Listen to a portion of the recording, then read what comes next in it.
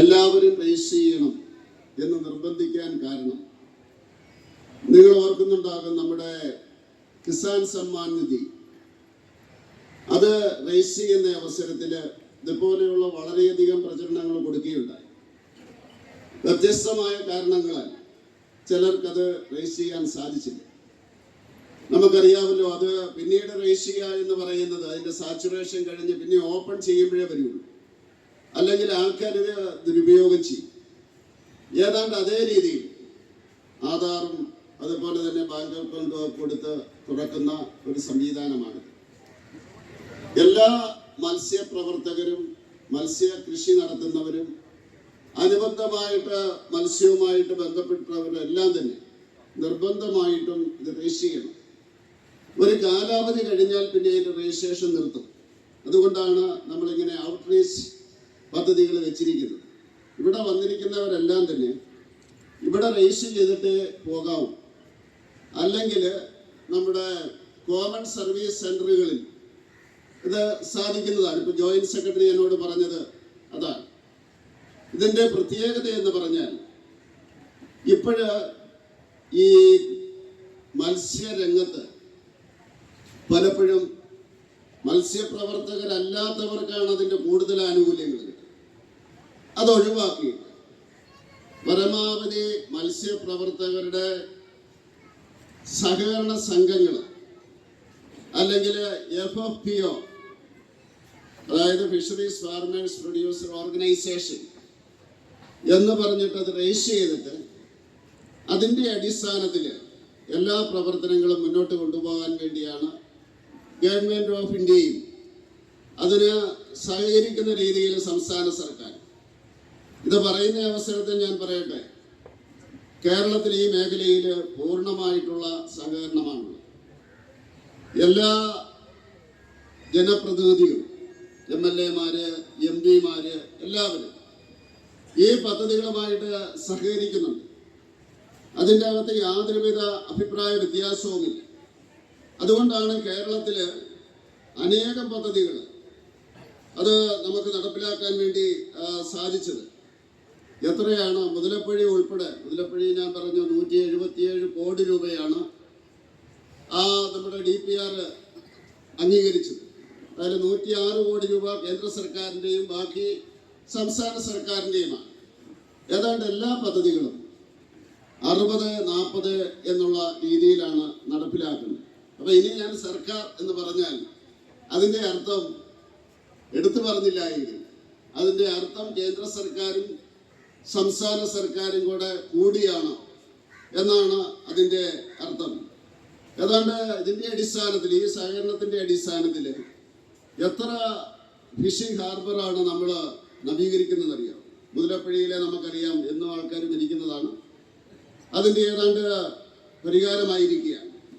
കാസർഗോഡ്, അതുപോലെ തന്നെ പൊന്നാനി, പുതിയാപ്പ, കൊയിലാണ്ടി, അതുപോലെ തന്നെ കായംകുളം, ചേറ്റുവ, പൊന്നാനി, ബേപ്പൂർ, പുതിയാപ്പ, കൊയിലാണ്ടി, ഇങ്ങനെയുള്ളിടത്തെല്ലാം തന്നെ സംസ്ഥാന സർക്കാരിൻ്റെ നിർദ്ദേശം, അതുപോലെ തന്നെ ജനപ്രതിനിധികളുടെ നിർദ്ദേശത്തിൻ്റെ അടിസ്ഥാനത്തിൽ നമ്മൾ കൊടുത്തുകൊണ്ടിരിക്കുകയാണ്.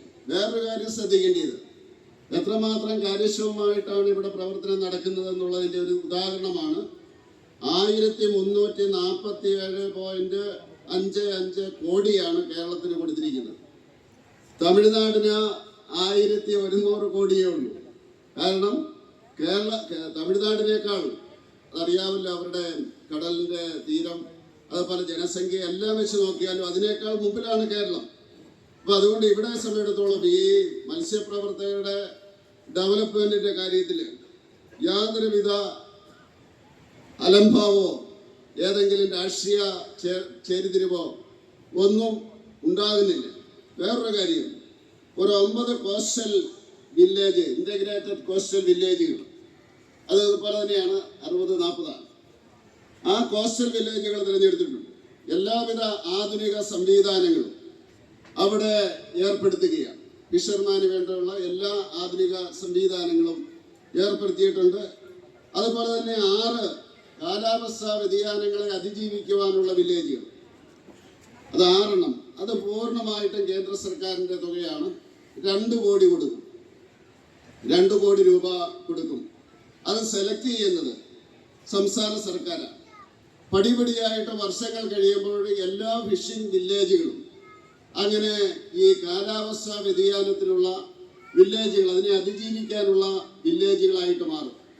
എല്ലാ അടിസ്ഥാന വികസനങ്ങളും അവിടെ ഉണ്ടാകും.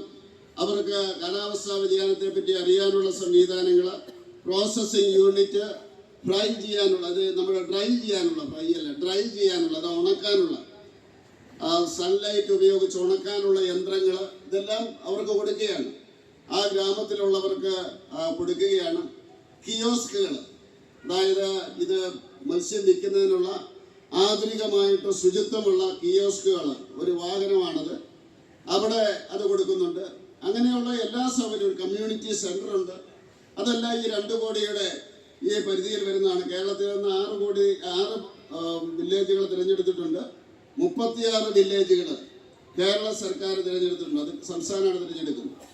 അതിൽ നിന്ന് 6 ഇപ്പോൾ തിരഞ്ഞെടുത്തിട്ടുണ്ട്. ഭാവിയിൽ ഓരോ വില്ലേജുകളും തിരഞ്ഞെടുത്തിട്ട് ഈ 36 വില്ലേജുകളിലും ഈ കാലാവസ്ഥാ വ്യതിയാനത്തിനുള്ള എല്ലാവിധ അടിസ്ഥാന വികസനങ്ങളും ഉണ്ടാകുന്നതാണ്. ഇപ്പോൾ കുറച്ച് വർഷങ്ങൾ കഴിയുമ്പോൾ മത്സ്യപ്രവർത്തകരെ താമസിക്കുന്ന എല്ലാ വില്ലേജുകളിലും ഇതിനു വേണ്ടിയുള്ള സംവിധാനം ഉണ്ടാകും. പിന്നെ നമ്മുടെ ആർട്ടിഫിഷ്യൽ റീഫ്, അത് പവിഴപ്പുറ്റെന്നൊക്കെ പറയാം, പുറ്റ് അതിൻ്റെ രീതിയിൽ അത് നമ്മൾ കൃത്രിമമായിട്ടുണ്ടാക്കിയിട്ട് കടലിൽ നിക്ഷേപിക്കുന്ന നിശ്ചിത ദൂരത്തിൽ അവിടെ കൊണ്ടുപോയിട്ട് പിന്നെ റാഞ്ചിങ് എന്ന് പറയും, മത്സ്യക്കുഞ്ഞുങ്ങളെ ഇട്ട് കൊടുക്കും.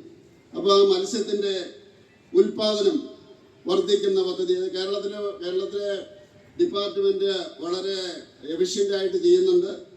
ഞാനത് ഇന്ത്യയിൽ മുഴുവൻ പോയി പറയുന്നുണ്ട്. ആന്ധ്രാപ്രദേശിൽ നിന്നൊക്കെ ഓർഡർ കിട്ടി എന്നാണ് എനിക്ക് തോന്നുന്നത്. അപ്പോൾ ആ രീതിയിലുള്ള പ്രവർത്തനങ്ങൾ നടന്നുകൊണ്ടിരിക്കുകയാണ്.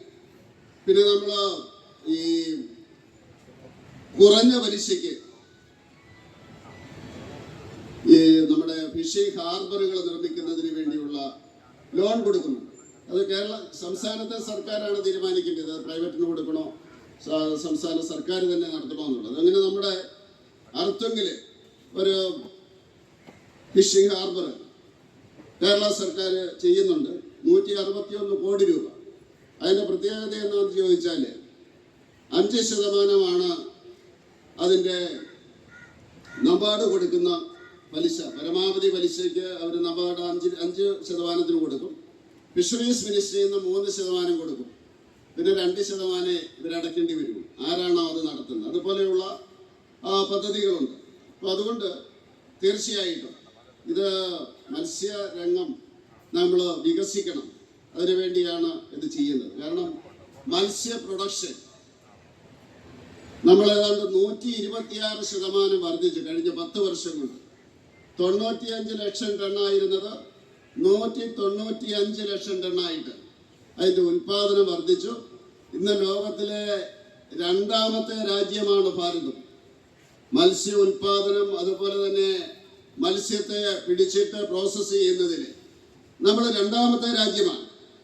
അതുപോലെ തന്നെ ഉൾനാടൻ മത്സ്യ കൃഷി, അത് നമ്മൾ ഏതാണ്ട് 6136 ടണ്ണായിരുന്നത് 139 ലക്ഷം ടണ്ണായിട്ട് നമ്മളത് വർദ്ധിപ്പിക്കാൻ സാധിച്ചു. ഇതെല്ലാം ജനങ്ങളുടെ അധ്വാനം കൊണ്ടാണ്. നരേന്ദ്രമോദിജി എപ്പോഴും പറയില്ലേ, ഇതെല്ലാം 140 കോടി ജനങ്ങളുടെ അധ്വാനത്തിൻ്റെ ഫലമാണ്. ഇതിൻ്റെ എല്ലാം ക്രെഡിറ്റ് പോകുന്നത് ജനങ്ങളുടെ അധ്വാനത്തിൻ്റെ ഫലമായിട്ടാണ് എന്ന് അദ്ദേഹം എപ്പോഴും പറയാറുണ്ട്. അതുപോലെ നമ്മുടെ കയറ്റുമതി 30,000 ടണ്ണായിരുന്നത് 60,000 ടണ്ണായിട്ട് വർദ്ധിച്ചിട്ടുണ്ട്. ഇപ്പോൾ ഈ അടുത്ത കാലത്ത് നമ്മുടെ കയറ്റുമതിയുടെ ഒരു കണക്ക് വന്നു. 6% കൂടിയിരിക്കുകയാണ്, കുറഞ്ഞിരിക്കുകയല്ല. അതുപോലെ തന്നെ IT രംഗം കഴിഞ്ഞാൽ ഏറ്റവും കൂടുതൽ വികസനമുള്ളത് നരേന്ദ്രമോദിജി പറയുകയുണ്ടായി. ഇന്ത്യയിൽ ഏറ്റവും കൂടുതൽ പ്രൊഡക്ഷനും വികസനവും ഉള്ളത് IT രംഗം കഴിഞ്ഞാൽ ഫിഷറീസ് രംഗമാണ്. അപ്പോൾ അത് മത്സ്യപ്രവർത്തകരെ അതിനെ സല്യൂട്ട് ചെയ്യണം രാജ്യം. 3 കോടി ജനങ്ങളാണ് ഇതിനു വേണ്ടി കഷ്ടപ്പെടുന്നത്. അപ്പൊ അതുകൊണ്ട് സർക്കാരുകൾക്ക് സഹായിക്കാനേ സാധിക്കുകയുള്ളൂ. ജനങ്ങളാണ് കഷ്ടപ്പെടുന്നത്. അപ്പോൾ ആ രീതിയിലാണ് പ്രവർത്തനങ്ങൾ നടക്കുന്നത്. ഇതിന്റെ അടിസ്ഥാനത്തിൽ അപ്പോൾ കേന്ദ്രവും അതുപോലെ തന്നെ സംസ്ഥാനവും കൂടി 1,00,000 ബോട്ടുകളിൽ ട്രാൻസ്പോണ്ടറുകൾ സ്ഥാപിച്ചിട്ടുണ്ട്. ഇപ്പൊ എങ്ങനെയാന്ന് വെച്ചാൽ മത്സ്യപ്രവർത്തകര് കടലിൽ പോകുന്ന അവസരത്തിൽ ഈ നമ്മുടെ സെൽഫോണിന്റെ റേഞ്ച് കഴിഞ്ഞാൽ പിന്നെ ഒരു ബന്ധവുമില്ല. അത് പരിഹരിക്കുന്നതിന് വേണ്ടി കഴിഞ്ഞ വർഷം ISROയും നമ്മുടെ ഫിഷറീസ് മന്ത്രാലയവും തമ്മിൽ ഒരു എഗ്രിമെന്റ് വെച്ചു. അങ്ങനെ സാറ്റലൈറ്റുമായിട്ടാണ് ഈ ട്രാൻസ്പോണ്ടർ പിടിപ്പിക്കും. അത് സൗജന്യമായിട്ടാണ്, സർക്കാരാണ് പിടിപ്പിക്കുന്നത്. 60% കേന്ദ്രവും 40% സംസ്ഥാനം. 1,00,000 ഈ വർഷം, ഈ നടപ്പ് വർഷം മാർച്ചിന് മുമ്പ് ഇന്ത്യയിൽ 1,00,000 ബോട്ടുകളിലാണ് അത് പിടിപ്പിക്കുന്നത്. അതിന്റെ പ്രത്യേകത, ഇയാൾ പോയി കഴിഞ്ഞാൽ വീട്ടുകാർക്ക് അയാളുമായിട്ട് 2-way റിലേഷൻസ് ഉണ്ടാവും, ബന്ധമുണ്ടാവും. മെസ്സേജ് അയക്കാം, ഫോണിൽ കൂടെ മെസ്സേജ് അയക്കാം, അവിടുന്ന് ഇങ്ങോട്ട് മെസ്സേജ് അയക്കാം. ആ ആളിന് എന്തെങ്കിലും അസുഖമാണെങ്കിൽ അറിയിച്ചു കഴിഞ്ഞാൽ കാലാവസ്ഥ അനുകൂലമാണെങ്കിൽ അദ്ദേഹത്തെ ലിഫ്റ്റ് ചെയ്ത് കൊണ്ടുവരുവാൻ സാധിക്കും. ഇനി വീട്ടിൽ എന്തെങ്കിലും ആവശ്യമുണ്ടെങ്കിൽ അവർക്ക് തിരിച്ചു വരാൻ സാധിക്കും. അതുപോലെ തന്നെ കാലാവസ്ഥ അതാണ്ട് വളരെ മുമ്പേ തന്നെ കാലാവസ്ഥ മോശമാകുകയാണെങ്കിൽ അവരെ തിരിച്ചു വിളിക്കാം, അവരോട് തിരിച്ചു വരാൻ നമുക്ക് പറയാൻ സാധിക്കും. മാത്രമല്ല ഈ സാറ്റലൈറ്റ് അവരുടെ ബോട്ടിനടുത്ത് എവിടെയാണ് മത്സ്യം കൂടുതലുള്ളത്, പൊട്ടൻഷ്യൽ ഫിഷിംഗ് ഏരിയ എന്നാണ് പറയുന്നത്, കൂടുതൽ മത്സ്യം എവിടെയാണുള്ളതെന്ന് കാണിച്ചു കൊടുക്കും. ആ രീതിയിലുള്ള സംവിധാനമാണ്. സൗജന്യമായിട്ടാണ് അത് സർക്കാരുകൾ സൗജന്യമായിട്ടാണത് ഫിറ്റ് ചെയ്ത് കൊടുക്കുന്നത്. ഇപ്പോൾ ജോയിന്റ് സെക്രട്ടറി പറഞ്ഞത് 5000 ട്രാൻസ്പോണ്ടർ കേരളത്തിലേക്ക് കൊടുത്തു കഴിഞ്ഞു. 6000 ഈ വർഷം ഫിറ്റ് ചെയ്യേണ്ടത്. കേരളത്തിന്റെ കോട്ടയം അത്രയുമാണ്. ഇപ്പം 6000 ഫിഷിംഗ് ബോട്ടുകളിൽ അത് ഫിറ്റ് ചെയ്യും. ഏതാനും വർഷങ്ങൾ കൊണ്ട്, 1-2 വർഷങ്ങൾ കൊണ്ട് എല്ലാ ബോട്ടുകളിലും ആ ഉപകരണം പിടിപ്പിക്കണമെന്നാണ് തീരുമാനം. എല്ലാവരും അതിൻ്റെ കാര്യത്തിൽ സഹകരിക്കുന്നുണ്ട്. അപ്പം അതുപോലെ തന്നെ KCC ഇവിടെ പറയുകയുണ്ടായിരുന്നു, കിസാൻ ക്രെഡിറ്റ് കാർഡ് അതിൻ്റെ വിതരണം എങ്ങനെയാണോ കർഷകർക്ക് കൊടുക്കുന്നത് അതുപോലെയുള്ള ആനുകൂല്യങ്ങൾ കൊടുക്കും. പിന്നെ സ്റ്റാർട്ടപ്പുകൾ തുടങ്ങുകയാണെങ്കിൽ അതിനുള്ള സഹായങ്ങൾ കൊടുക്കും. ഇതെല്ലാം കൂടി ഏതാണ്ട് 38,572 കോടി രൂപയാണ് 2015 മുതൽ ഇപ്പോൾ വരെയും, ഈ 2024 വരെയും 24-25 വരെയും ഈ മേഖലയിൽ ഏറ്റവും വലിയ മുതൽ മുടക്കുകളിൽ ഒന്നാണ് ഈ മേഖലയിൽ. അതുകൊണ്ട് തീർച്ചയായിട്ടും എല്ലാവരും ഈ സംവിധാനം ഇത് നിർബന്ധമായിട്ടും അറിയാമല്ലോ. ആധാറും അതുപോലെ തന്നെ ബാങ്ക് അക്കൗണ്ടിന്റെ ഡീറ്റെയിൽസും നിങ്ങൾ കൊടുക്കണം.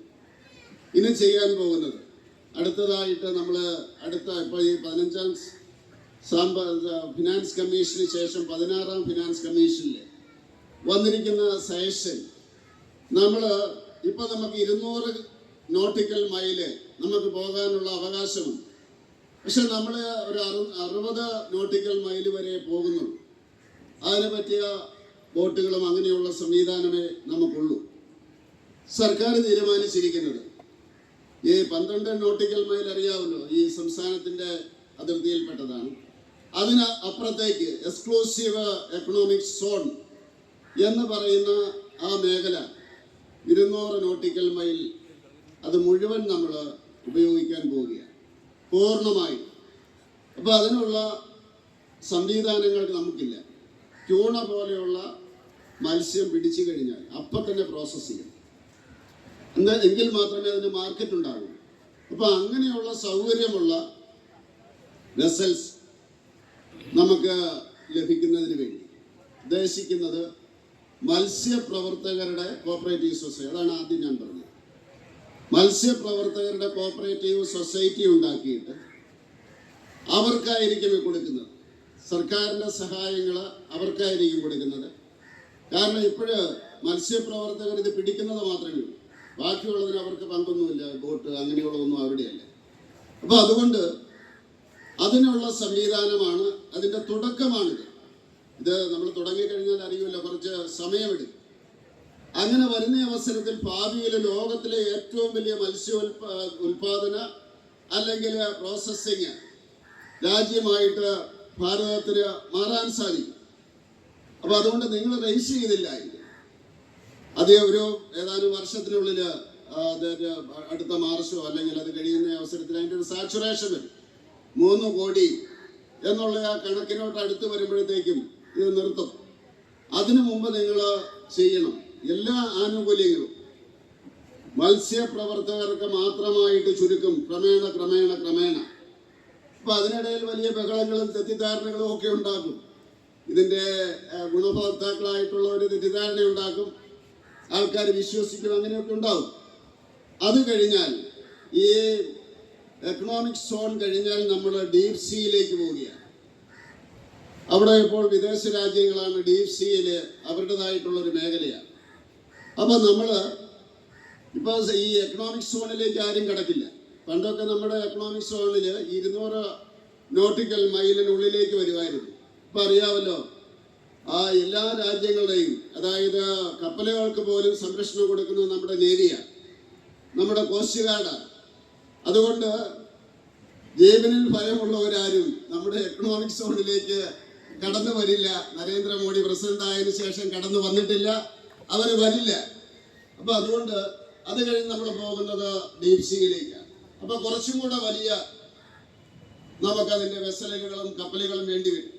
അപ്പൊ അതിനു മുമ്പായിട്ടുള്ള ഒരു നടപടിയാണ് ഇവിടെ നടക്കുന്നത്. അതുകൊണ്ട് നിങ്ങൾക്കറിയാവുന്ന എല്ലാ മത്സ്യപ്രവർത്തകരും, അതായത് കടലിൽ പോകുന്നവര്, മത്സ്യകൃഷി നടത്തുന്നവര്, ഈ കടൽ തീരത്ത് മത്സ്യ കച്ചവടം നടത്തുന്ന സ്ത്രീകള്, അത് കച്ചവടം നടത്തുന്ന എല്ലാവരും, അതുപോലെ സൈക്കിളെ കൊണ്ടുപോകുന്നവർ, എല്ലാവരോടും പറഞ്ഞിട്ട് ഇത് നിർബന്ധമായിട്ടും അടിവരയിടുക, നിർബന്ധമായിട്ടും അത് നിങ്ങൾ രജിസ്റ്റർ ചെയ്യണം. അല്ലെങ്കിൽ ഇപ്പോഴ് കിസാൻ സമ്മാൻ നിധിയിൽ രജിസ്റ്റർ ചെയ്യാത്തവരുടെ ഇച്ഛാഭംഗം പോലെ എന്നോടൊക്കെ വന്ന് പറയാറുണ്ട്. ഞാൻ അന്ന് ചെയ്യാൻ പറ്റിയില്ല, ഇങ്ങനെ കിട്ടുമെന്ന് ഓർത്തില്ല, അന്ന് പറഞ്ഞപ്പോൾ വെറുതെയാണ് പറയുന്നതെന്ന് ഓർത്തത് എന്നൊക്കെ പറഞ്ഞു. അതുപോലെ കിട്ടുമെന്നല്ല ഞാൻ പറയുന്നത്. പക്ഷെ ആനുകൂല്യങ്ങൾ ഞാൻ അങ്ങനെ ഒരു ഇത് പറയുന്നില്ല. പക്ഷെ ആനുകൂല്യങ്ങൾ വരും, എന്തൊക്കെയാണെന്ന് എനിക്കറിയില്ല. ആദ്യമായിട്ടുള്ളത് കോഓപ്പറേറ്റീവ് സൊസൈറ്റികളാണ് നിങ്ങൾക്ക് ലഭിക്കാൻ പോകുന്നത്. അതുപോലെ ഇൻഷുറൻസ്, ഈ ചെയ്യുന്നവർക്കെല്ലാം തന്നെ ഇൻഷുറൻസ് നിങ്ങളുടെ കയ്യിൽ നിന്ന് 1 പൈസ പോലും മുടക്കാതെ കേന്ദ്ര ഗവൺമെന്റും സംസ്ഥാന സർക്കാരും കൂടെ ഇൻഷുർ ചെയ്യും. അതിനെല്ലാം ഈ രജിസ്ട്രേഷൻ വേണം. ഇപ്പം നിങ്ങൾക്ക് നിസ്സാരമായിട്ട് തോന്നാം, ഇപ്പം നിങ്ങൾ മാത്രമേ രജിസ്റ്റർ ചെയ്യുള്ളൂ. കുറച്ച് കഴിഞ്ഞാൽ അല്ലാത്തവർ രജിസ്റ്റർ ചെയ്യാൻ തുടങ്ങും. അപ്പം അതുകൊണ്ട് എല്ലാവരും ഇത് രജിസ്റ്റർ ചെയ്യണം. കാരണം നമ്മുടെ രാജ്യം വളർന്നുകൊണ്ടിരിക്കുക. നമ്മുടെ പ്രധാനമന്ത്രി എപ്പോഴും പറയും 2047 നമുക്ക് വികസിത രാജ്യമാകണം. ഇനിയും ഏതാണ്ട് 25 വർഷം കൂടെ, ഇത് 47 50 വരെയും പോകാം. 75 വർഷമേ ആയിട്ടുള്ളൂ. നമ്മൾ വികസിത രാജ്യമാകണം. അത് ജനങ്ങളുടെ ആഗ്രഹമാണ്. 1947 മുതലുള്ള നമ്മുടെ തലമുറകളുടെ അധ്വാനത്തിന്റെ സാക്ഷാത്കാരമാണ്. ഇവിടെ ഇരിക്കുന്നവരുടെ മക്കളുടെ മക്കളൊക്കെ ആയിരിക്കും ആ കാലഘട്ടത്തിലെ യുവതലമുറ. അവരായിരിക്കും അന്ന് രാജ്യത്തെ നയിക്കുന്നത്. നമ്മൾ ആ 3-ൽ 2 എത്തിയിട്ടുള്ളൂ. ഇനിയുമുണ്ട് 4-ൽ 3 നമ്മൾ എത്തിയിട്ടുള്ളൂ. ഇനിയുമുണ്ട് നമുക്ക് ആ 25 വർഷം 23 വർഷം കൂടിയുണ്ട്. അപ്പൊ അതിനു വേണ്ടിയുള്ള ആ ശ്രമത്തില് നമ്മുടെ രാജ്യം ഏതാണ്ട് 11ാം സ്ഥാനത്ത് നിന്ന് 5ാം സ്ഥാനത്തേക്ക് വന്നു. 5ാം സ്ഥാനത്തേക്ക് വന്ന് 4ാം സ്ഥാനത്തേക്ക് എത്തുമ്പോഴത്തേക്കുമാണ് ഭയങ്കര ബഹളം. സ്വാഭാവികമാണ്. ഒരു വളർന്നു വരുന്ന എക്കണോമിയെ തകർക്കാൻ വേണ്ടി ബാക്കിയുള്ളവർ ശ്രമിക്കും. അപ്പൊ അങ്ങനെ വരുന്ന അവസരത്തിൽ ഈ ശക്തന്മാരുടെ ആവശ്യം ഇവര് വിളിച്ചു പറയുന്ന ഒന്നുമല്ല. അവരുടെ ആവശ്യം എന്താണെന്ന് ചോദിച്ചാൽ അവരുടെ രാജ്യങ്ങളിൽ നിന്ന് കാർഷിക ഉൽപ്പന്നങ്ങൾ ഭാരതത്തിലേക്ക് ഇറക്കുമതി ചെയ്യണം. അപ്പൊ എന്താ ഉണ്ടാവുക? നമ്മുടെ എല്ലാ അടിസ്ഥാനം എന്ന് പറയുന്നത് കാർഷിക മേഖലയാണ്. ഭാരതത്തിലെ കാർഷിക മേഖല തകരും. അവരുടെ ഉൽപ്പന്നങ്ങൾ ഇങ്ങോട്ട് വരും. അവർക്ക് സാമ്പത്തികമായിട്ടുള്ള നേട്ടമുണ്ടാകും. അവർ കൂടുതൽ വളരും. ഇന്ത്യ തകരും. ഒരു ഡിമാൻഡ് അത്. രണ്ടാമത്തെ ഡിമാൻഡ് അവരുടെ പാൽ ഉൽപ്പന്നങ്ങൾ ഭാരതത്തിലേക്ക് ഇറക്കുമതി ചെയ്യണം. ലോകത്തിലെ ഒന്നാമത്തെ പാൽ ഉൽപാദന രാജ്യമാണ് ഭാരതം. നരേന്ദ്രമോദിയുടെ നേതൃത്വത്തില് ഈ 2022 ആയപ്പോഴ് ഭാരതം ഒന്നാമത്തെ പാൽ ഉൽപാദന രാജ്യമായിട്ട് മാറി. ലക്ഷക്കണക്കിന് ഇവിടെ ഇരിക്കുന്നവരുടെ വീടുകളിൽ കാണും പശു, പലരുടെയും വീടുകളിൽ കാണും. എനിക്കറിയാം, ഒരു പശുവിനെ വളർത്തിയിട്ട് കുട്ടികളെ വളർത്തി എഞ്ചിനീയറും ഡോക്ടർമാരും ഒക്കെ ആക്കിയ ആൾക്കാരെ ഞാൻ എൻ്റെ വീടിന്റെ ചുറ്റുവട്ടത്തിൽ കണ്ടിട്ടുണ്ട്. അവരുടെ ആവശ്യം അവരുടെ പാൽ ഉൽപ്പന്നങ്ങൾ ഇങ്ങോട്ട് ഇറക്കുമതി ചെയ്യണം. നമ്മുടെ സാമ്പത്തിക മേഖല തകരും, അവർ വളരും. പിന്നത്തെ അവരുടെ ആവശ്യം അവരുടെ മത്സ്യ ഉൽപ്പന്നങ്ങൾ ഭാരതത്തിലേക്ക് ഇറക്കുമതി ചെയ്യണമെന്നാണ്. ഈ 3 ഡിമാൻഡാണ്. ഞാൻ പറഞ്ഞല്ലോ, ലോകത്തിലെ രണ്ടാമത്തെ മത്സ്യ ഉൽപാദന രാജ്യമായിട്ട് ഭാരതം മാറിയിരിക്കുന്നു. നമ്മൾ ലക്ഷ്യം വെക്കുന്നത് ഈ രജിസ്ട്രേഷൻ ഒക്കെ ചെയ്യുന്നത് 1ാം സ്ഥാനത്തെത്താൻ വേണ്ടിയാണ്. ഇതാണ് യഥാർത്ഥ കാരണം. ഇത് നമ്മൾ സമ്മതിച്ചു കഴിഞ്ഞാൽ ഇപ്പൊ പറയുന്ന ഇന്റർനാഷണൽ വിഷയങ്ങളൊന്നും ഉണ്ടാവില്ല. ഇപ്പൊ നരേന്ദ്രമോദി പറഞ്ഞു ആ പണി നടക്കില്ല, അനുവദിക്കില്ല എന്നാണ് പറഞ്ഞത്. ഇന്നലെ പീയൂഷ് ഗോയൽ പറഞ്ഞു തോക്ക് ചൂണ്ടിയൊന്നും ഞങ്ങളെ കൊണ്ട് ഒപ്പിടിയിക്കാൻ സാധിക്കില്ല, ഞങ്ങൾ വഴങ്ങില്ല എന്ന് പീയൂഷ് ഗോയൽ ഇന്നലെ പറഞ്ഞിട്ടുണ്ട്. ഇതിൻ്റെ അകത്തെ ഏറ്റവും പോസിറ്റീവായിട്ടുള്ള കാര്യം ജനങ്ങൾ ഒറ്റക്കെട്ടാണ്. എല്ലാ രാഷ്ട്രീയ കക്ഷികളും ഒറ്റക്കെട്ടാണ്. ഈ വലിയ ശക്തന്മാർ പറയുന്ന അവസരത്തില്, ഞങ്ങൾ വഴങ്ങില്ല എന്ന് പറയുന്ന അവസരത്തിൽ ഭാരതത്തിലെ എല്ലാ രാഷ്ട്രീയ കക്ഷികളും ഒറ്റക്കെട്ടായിട്ട് നിൽക്കുകയാണ്. ജനങ്ങൾ മുഴുവൻ ഒറ്റക്കെട്ടായിട്ട് നിൽക്കുകയാണ്. സംഘടനകൾ മുഴുവൻ ഒറ്റക്കെട്ടായിട്ട് നിൽക്കുകയാണ്. ലോകത്തിൽ ഇന്ന് ഏറ്റവും കൂടുതൽ ആഭ്യന്തര ഐക്യമുള്ളത് അത് ഭാരതത്തിലാണ്. നിങ്ങൾ കണ്ടില്ലേ, ആ സിന്ദൂറിന്റെ കാലഘട്ടത്തിൽ സിന്ദൂർ നടന്ന അവസരത്തില് ജവാന്മാർക്ക് എല്ലാവരും പിന്തുണ കൊടുക്കില്ല. ജവാന്മാരല്ലേ യുദ്ധം ചെയ്യുന്നത്. നരേന്ദ്രമോദി പറഞ്ഞു ജവാന്മാർക്ക് വിട്ടുകൊടുത്തിരിക്കുന്നു, സൈന്യത്തിന് വിട്ടുകൊടുത്തിരിക്കുന്നു, അവർ തീരുമാനിക്കുന്നത് നടക്കും, അവർക്ക് പിന്തുണ കൊടുക്കൂ എന്ന് പറഞ്ഞു. എല്ലാ രാഷ്ട്രീയ കക്ഷികളും എല്ലാ നേതാക്കന്മാരും ആ സേനയുടെ പിന്നില്, ജവാന്മാരുടെ പിന്നില് അണിനിരന്നില്ലേ. മറ്റു രാജ്യങ്ങളിൽ അങ്ങനെയല്ലായിരുന്നല്ലോ. മറ്റു രാജ്യങ്ങളിൽ അങ്ങനെയല്ലായിരുന്നു. ഇപ്പോഴും അല്ല, അവസരങ്ങളുണ്ട്. അതിനുശേഷം രാഷ്ട്രീയ നേതാക്കന്മാര്, MP-മാര് വിദേശ രാജ്യങ്ങളിലേക്ക് പോയി രാഷ്ട്രത്തിന് വേണ്ടി വാദിക്കാൻ വേണ്ടി അവരവിടെ പോയിട്ട് പറഞ്ഞത് ഭാരതത്തിലെ ജനങ്ങളെ പറ്റിയാണ്, ഭാരതത്തെ പറ്റിയാണ് പറഞ്ഞത്. ആ ഭാരതത്തിന്റെ ജനങ്ങളുടെ നിലനിൽപ്പിനെ പറ്റിയാണ് പറഞ്ഞത്. അതാണ് ഞാൻ പറഞ്ഞത്, ഇന്ന് ലോകത്തിൽ ഏറ്റവും കൂടുതൽ ആഭ്യന്തര ഐക്യമുള്ളത് ഭാരതത്തിലാണ്. ശക്തമായിട്ടുള്ള നേതൃത്വമുള്ളത് അത് ഭാരതത്തിലാണ്. അതുകൊണ്ട് തീർച്ചയായിട്ടും ഈ രീതിയിലുള്ള മാറ്റത്തിന് വേണ്ടി, മാറ്റത്തിന്റെ തുടക്കമാണ് ഈ മത്സ്യരംഗത്ത് തുടക്കമാണ്. ഞാൻ പറഞ്ഞല്ലോ, നമ്മൾ സാമ്പത്തികമായിട്ട് ഇന്ന് 4ാം സ്ഥാനത്തെത്തിയിരിക്കുക. അതെങ്ങനെയാണ്? GDP-യുടെ അടിസ്ഥാനത്തിലാണ്. GDP-യുടെ അടിസ്ഥാനം തീർച്ചയായിട്ടും ജനങ്ങളുടെ അധ്വാനത്തിന്റെ ഫലമാണ്. ഇപ്പോഴത്തെ ആധുനിക ലിബറൽ സാമ്പത്തിക നയമനുസരിച്ച് അത് മൊത്തമായിട്ട് വന്നിരിക്കുകയാണ്.